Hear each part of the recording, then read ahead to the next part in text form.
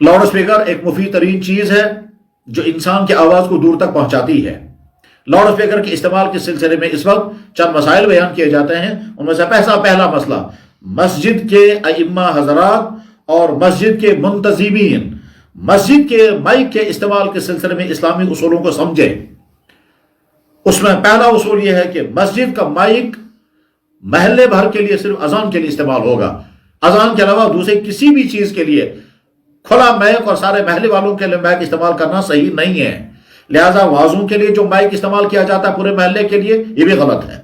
बाद लोग ये समझते हैं कि वाज महल्ले वाले भी सुन रहे होंगे, हालांकि कोई एक शख्स भी नहीं सुनता, न सुन सकता है, न सुनने का मिजाज है।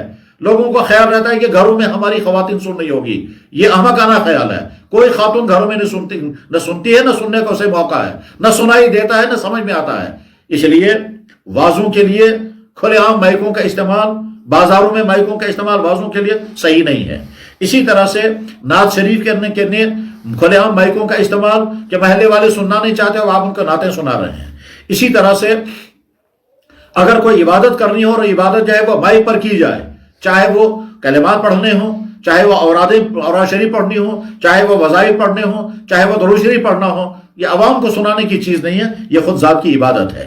गरज ये कि मस्जिदों के माइक का इस्तेमाल सिर्फ अजान के लिए होगा। नमाज के लिए भी मस्जिद का माइक का इस्तेमाल अवाम के लिए नहीं होगा, मस्जिद के अंदर के लिए।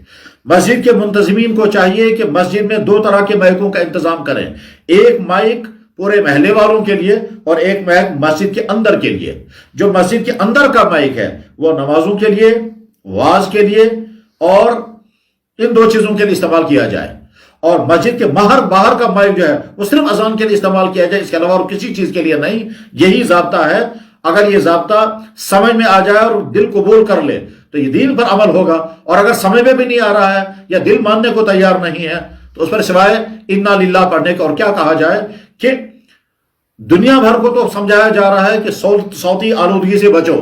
दुनिया में तो कवानीन बन रहे हैं कि बिला जरूरत के हार्न भी इस्तेमाल नहीं करना चाहिए, और हम अपनी मस्जिदों के जरिए से लोगों को सौती आलूदगी का शिकार बनाएं और लोगों को तकलीफ पहुंचाएं, ये सही नहीं है।